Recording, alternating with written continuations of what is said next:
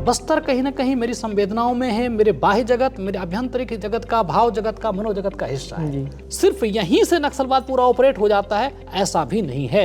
ये एक सरस्वती तत्व होता है शब्द के अंदर, शब्द साधक के अंदर, शब्द साधना जिस पुस्तक में आई है उसमें, और पाठक के अंदर, वह सरस्वती तत्व ही इसको कनेक्ट करता है।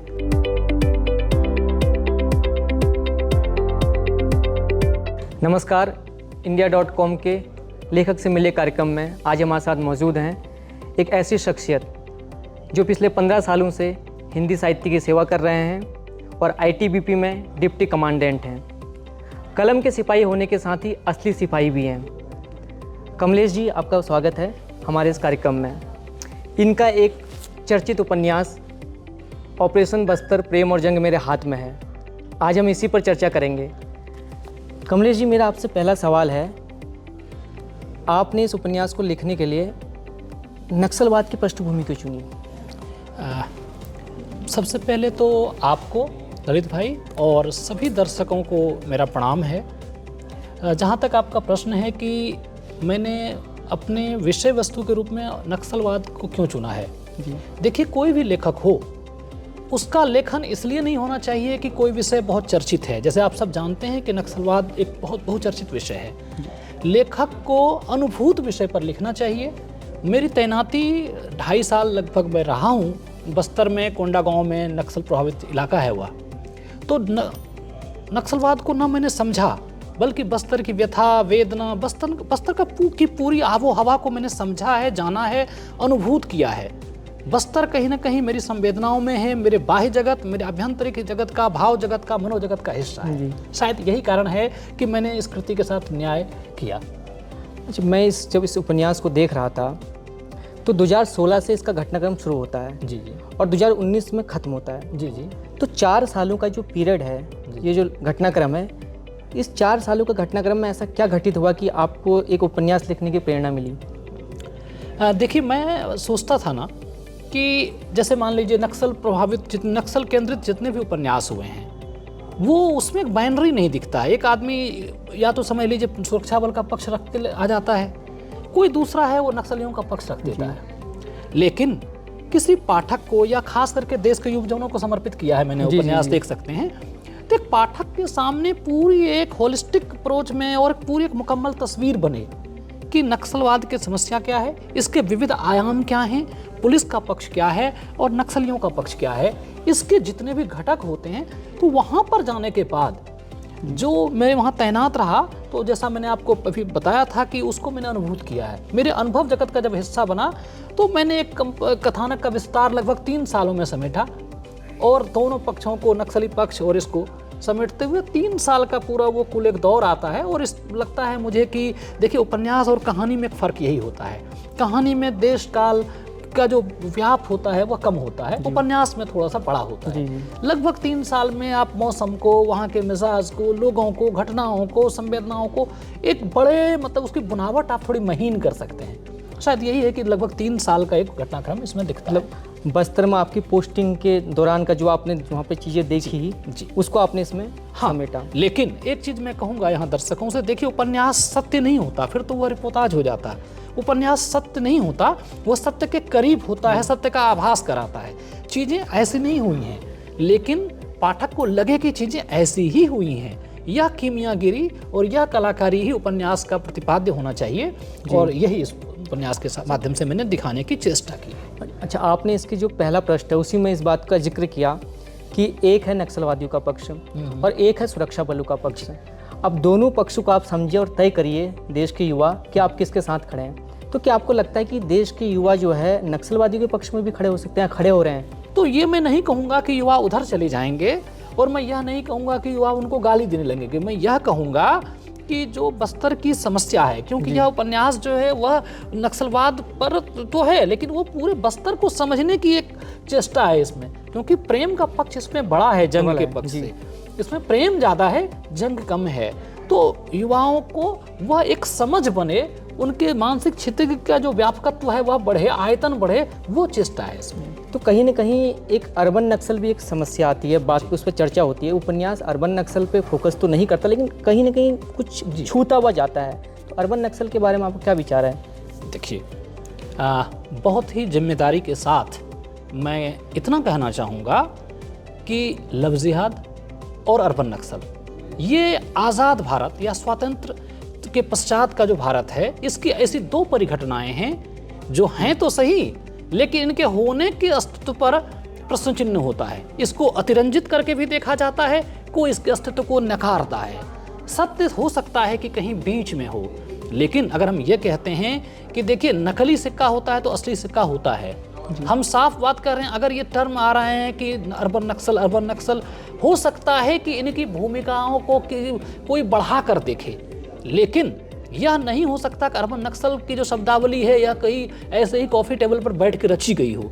यह है, और जो खास करके बौद्धिक खुराक देने, दवाइयों की सप्लाई और इस तरह की चीज़ों में, या उनको एक समझ लीजिए कि उनको एक बौद्धिक सपोर्ट देने में उनकी भूमिका है, और आप उनसे इनकार नहीं कर सकते। देखिए, जो दिखते हैं जो जैसे, वो सब वैसे नहीं होते। जो फल दिखते नहीं पीले, वो सब कच्चे नहीं होते।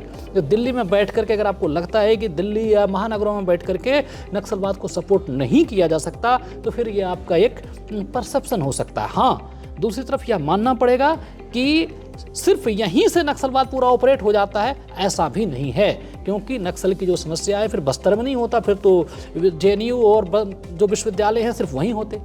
लेकिन समस्या कहीं और है, उसको सपोर्ट कहीं और से मिल रहा है। अगर आप यहाँ कहते हैं तो आप सत्य के अधिक करीब होते हैं। सर, ये जो उपन्यास है जी, इसका सबसे प्रिय पात्र जो है वो आपका कौन सा पात्र है जो आपके हृदय के बहुत करीब है और जिसको रचने में आपको लगा हो कि आप उससे एकदम जुड़ गए हों, ऐसा कोई पात्र?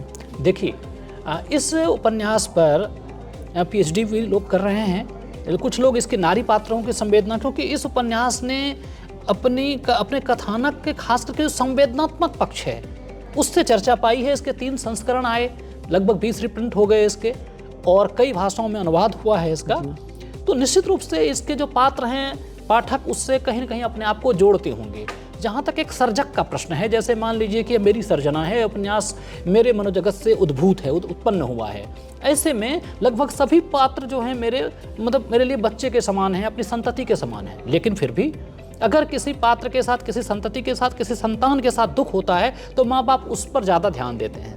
मुझे लगता है कि जो सुरेखा है, नक्सली कमांडर जो है, उसके साथ जो उसका जो दुख है और जो उसकी वेदना है, मैंने उसको सिरजने में ज़्यादा अपना श्रम किया है, तो मुझे वो प्रिय है। दूसरी बात, जो नक्सल कमांडर विशु है, उसका पात्र गढ़ने में भी मुझे समस्या हुई, क्योंकि कोई भी उपन्यास या कोई भी कृति उतनी ही महान होती है जितना कि उसका प्रतिनायक। नायक बड़ा होता है प्रतिनायक से।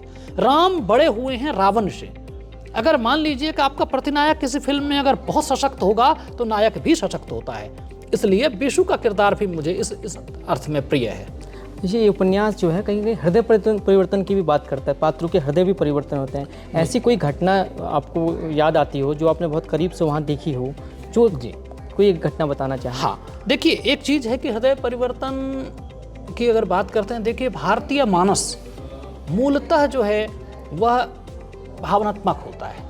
यहाँ पर तो हम फिल्मों में भी रोबोट को भी एक संवाद है कि रोबोट को भी हम दिखा देते हैं कि प्यार हो जाता है जी। तो भारतीय मानस जो है, और ख़ास करके बस्तर भी है, आशावादिता है। तमाम दुख, तमाम गरीबी, दारिद्र्य और जो वंचना है, इन सब के बावजूद भी आप ये देखेंगे कि एक उम्मीद की किरण होती है, आशा है उनके अंदर। तो यह अगर हम कहते हैं कि हम नक्सल की समस्या पर विचार करते समय यह देखें कि सुखांत कुछ अच्छा हो सकता है। देखिए, जो कुछ है उससे बेहतर चाहिए। दुनिया में बहुत गंदगी है, साफ करने के लिए मेहतर चाहिए, और मेहतर बनने का काम जो है वह साहित्यकार का होता है। यह प्यास नहीं बुझाता, प्यास का एहसास कराता है, लेकिन एक ऐसी स्थिति की निर्मित करता है जिसमें पाठक को एक समझ बनती है, उसको एक भाव होता है कि ये चीज़ें अगर थोड़ी तरतीब से नहीं जा रही हैं, व्यवस्थित नहीं है, तो कैसे व्यवस्थित हो सकती हैं। तो सुखांत जो है अपनी परंपरा है, भारतीय परंपरा है, और उस परंपरा में मैं पला बढ़ा हूँ, तो निश्चित रूप से वह मेरे अंदर से निकलेगा। एक लेखक को कहीं ना कहीं प्रेरणा मिलती है कोई भी चीज़ लिखने के लिए। जी। तो मैं आपसे पूछूंगा कि आपको कैसे प्रेरणा मिली कि आपको लेखन भी करना चाहिए, क्योंकि ITBP एक अलग क्षेत्र है, लेखन एक अलग क्षेत्र है, तो कैसे दोनों में सामंजस्य बैठाया और कैसे वो किया क्या मैं लिखूं? प्रेरणा कहाँ से मिली वो लेखन? देखिए, निश्चित रूप से मैं अपने दर्शकों को ये कहूँगा कि जो लोग मुझसे जुड़े हुए हैं, लगभग 17-18 वर्षों से मैं साहित्य साधना में हूँ, और साहित्य में भी जो मेरा अगर कहा जाए तो साहित्य भी नहीं, भाषा की साधना मैं पहले से कर रहा हूँ। व्याकरण मेरा प्रिय क्षेत्र है, और व्याकरण में भाषा विज्ञान पर मेरी भाषा संशय शोधन पुस्तक भी है जो बहुचर्चित है। लेकिन जब होता क्या है कि हम कहीं जाते हैं, जैसे मान लीजिए एक पुलिस अधिकारी भी नक्सल में तैनाती होती है, आपके पास दो विकल्प होते हैं। कभी कभी आप सुनते होंगे कि लोग कहते हैं कि मैं रिजाइन कर दूंगा क्योंकि एक कठिन सा जीवन है वहाँ। मेरे मन में ये बात आई कि अच्छा, यह एक अवसर है, क्यों न अगर मैं मान लीजिए नक्सलवाद पे मुझे कुछ लिखना होता और मैं एक सिविलियन होता तो मैं उन जगहों तक उतना पहुँच नहीं पाता, या कहीं जाकर के बस्तर के किसी गेस्ट हाउस में बैठ करके tell me more something more about Bastar और एक अधपकी कहानी बनाकर ले आता और एक फॉल्स पेंट करता, सीन पेंट कर देता, वो किताब होती।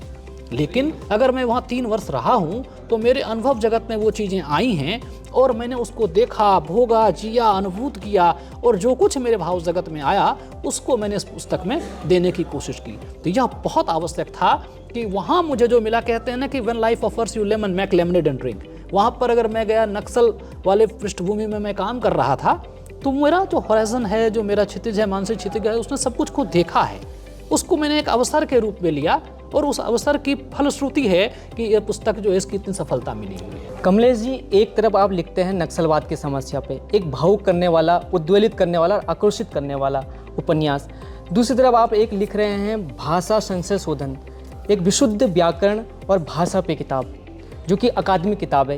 एक मतलब सामंजस्य, मतलब दोनों अलग अलग कैसे, ये क्या, इस पर क्या कहना चाहेंगे आप? देखिए, मूलतः मैं एक व्याकरण हूँ और 17-18 वर्षों से भाषा पर मेरा कार्य है। शब्दों की उत्पत्ति, उनके अर्थपरक विभेद, और इसको लेकर के मैं सब दिन से आकृष्ट होता रहा। इस पर ही मैंने मेरी पूरी साधना शब्दों की साधना है। मैं शब्दों की कुंडली बनाता हूँ कि शब्द बने कैसे हैं। और लेखक से मुलाकात कार्यक्रम हो और किसी लेखक से उसके बचपन की स्मृति ना पूछी जाए, तो मुझे लगता है कि ये कार्यक्रम के साथ एक नाइंसाफ़ी होगी। तो हर लेखक की कुछ बचपन की मधुर स्मृतियाँ होती हैं, तो आप अपनी स्मृति कुछ ऐसा बताएंगे जो आपके मन मस्तिष्क में अभी तक अंकित है? देखिए, बहुत ही साफ गोई से यह कहना चाहूँगा कि अब no experience is bad for a literary person. अगर आप साहित्यिक व्यक्ति हैं तो आपने जो कुछ भी देखा, जाना, सुना, आपके भाव जगत में, मनोजगत में जो कुछ आया, वह आपको समृद्ध करेगा, और अनुभव वृद्धि ही समृद्धि होती है। तो एक जैसे मान लीजिए कि मुझे तो बचपन में नहीं पता था कि मैं व्याकरण पर पुस्तक लिखूंगा या उपन्यास लिखूंगा, लेकिन जैसे मान लीजिए बिहार में पूर्णिया के से सरसी गांव से मैं आता हूं, बिल्कुल देहात है जी। फिर नवोदय विद्यालय में जाने का अवसर मिल गया, तो फिर वहाँ पर कुछ किताबें मिल गईं। तो हमने हरदम यह देखा कि क्या है मेरे पास, क्या संसाधन है, उसमें मैं क्या कर सकता हूँ। देखिए, अगर कहते हैं ना कि अगर आप गरीब जन्म लेते हैं तो इसमें आपकी कोई गलती नहीं है, लेकिन अगर आप गरीब मर जाते हैं तो शायद आपने वह नहीं किया है जो आपको कर लेना चाहिए था। तो अपने डेथ बेड पर हम ये तो नहीं सोच सकते कि हमने कितने पैसे कमा लिए, कितना क्या कर लिया, लेकिन हाँ, मैं एक कार्य कर सकता था। बाद में मुझे अनुभव हुआ कि मैं भाषा की मेरी समझ है, शब्दों की समझ है, मैं इस पर कार्य कर सकता हूँ। उस समय बचपन में जो दुख देखे, गरीबी देखे, अभाव देखे, उससे समृद्ध हुआ। और मैं नहीं कहूँगा वो बुरे थे, मैं वो बिल्कुल उस गरीबी में भी एक अमीरी थी। और शायद जब मैं लिखने लगा हूँ तो वो चीज़ें बहुत काम आ रही हैं मेरे, मैं बड़ा समृद्ध हुआ हूँ उनसे। मेरा जो फलक है वो व्यापक है, मैंने देखा है उन चीज़ों को। जैसे आप भी, मैं जानता हूँ आपको कि आप उत्तराखंड में पहाड़ी क्षेत्र से आते हैं, तो आपका भाव जगत विस्तार पाता है, विस्तृति पाता है। यह लेखक के लिए उसको भाव जगत बहुत जितना बड़ा वितान होगा आपका, आप उतना अच्छा लेखन करेंगे। अच्छा कमलेश जी, मेरा एक सवाल और है कि युवा लेखकों के लिए आप क्या सलाह देंगे? और दूसरी तरफ हम एक देखते हैं कि पठन पाठन की जो रुचि है वो कम होती जा रही है, इस पर आपको क्या लगता है? हम हिंदी के लेखक हिंदी के पाठक से कनेक्ट नहीं कर पा रहे हैं। पाठक कुछ और चाह रहा है, हम कुछ अपनी सुना रहे हैं। साहित्य से जब सहित का भाव, देखिए साहित्य क्या है, सोहितस्य भावम इति साहित्यम, सहित का भाव होना चाहिए, कनेक्ट करना चाहिए, वह नहीं हो पा रहा है। शायद यही है कि पत्र पत्रिकाओं की संख्या सिमट रही है। यही कारण है कि भाई लेखक लिख तो रहा है लेकिन उसको पढ़ा नहीं जा रहा है। अगर ये देखें, अगर कनेक्ट करने लगे कि पाठक को क्या छूता है, पाठक के अंतर जगत को स्पर्श करिए, फिर अगर आपने पाठक के मन को छू लिया है, वो आपको भरपूर स्नेह देगा। इसके लिए आवश्यक है कि खूब साधना करके लिखें। रेडीमेड लेखन नहीं हो सकता। देखिए, लेखन के लिए कहते हैं री writing is the sense of writing. जब हम बार बार लिखें, काट पीट करें, खूब सजाएं, संवारें, शब्द को साधें, शिल्प को मांझें, तो जब आपके शब्द सध जाएंगे, शिल्प को आप मांझ लेंगे, मनोजगत का विस्तार पालेंगे, तब जो आपका लेखन होगा वह आपकी भाषा सुंदर, सटीक, सारगर्भित भाषा होगी, समलंकृत भाषा होगी, भाषा प्रभावशालिनी होगी और निश्चित रूप से पाठक से वह कनेक्ट कर जाएगा। यह ध्यान रखना पड़ेगा कि हम पाठक से कनेक्ट कर लें और खूब मेहनत करके, श्रम जितना होगा वो दिखेगा। फिर उसके बाद लेखन, जितना पढ़ेगा लेखक उतना अच्छा लिखेगा, जितना महसूस करेगा, अनुभव करेगा लेखक उतना अच्छा लिखेगा। और जब उसके अंदर की संवेदना बची रहेगी, उसके लेखन में संवेदना रहेगी, पाठक से वो कनेक्ट करेगा। तो ये एक सरस्वती तत्व होता है शब्द के अंदर, शब्द साधक के अंदर, शब्द साधना जिस पुस्तक में आई है उसमें, और पाठक के अंदर, वह सरस्वती तत्व ही इसको कनेक्ट करता है। वो अभी मिसिंग है। यही हिंदी प्रकाशन जगत की विडंबना है। अच्छा कमलेश जी, मैं आपका धन्यवाद ज्ञापित करूं, उससे पहले मैं आपको बताना चाहूँगा कि जी मीडिया ने भी अपने संस्थान में पठन पाठन की जो एक प्रक्रिया है, पठन पाठन में जो रुचि है उसको विकसित करने के लिए, उसको बढ़ावा देने के लिए पुस्तकालय यहाँ पे खोला हुआ है, जिसमें विभिन्न लेखकों की किताबें हैं। तो ये जानकारी मैं इसलिए भी देना चाह रहा था कि ताकि हमारे जो दर्शक हैं, पाठक, उनको भी ये पता चले। तो मैं आपको बहुत बहुत धन्यवाद करता हूँ और साथ ही हमारे दर्शकों से हमारे साथ जुड़े रहने का, बने रहने का निवेदन करता हूं, क्योंकि लेखक से मिलिए कार्यक्रम में हम आपको विभिन्न लेखकों से आपकी मुलाकात कराएंगे, उनकी रचनाओं पर बातचीत करेंगे और लेखन की प्रक्रिया बातचीत करेंगे। शुक्रिया, धन्यवाद।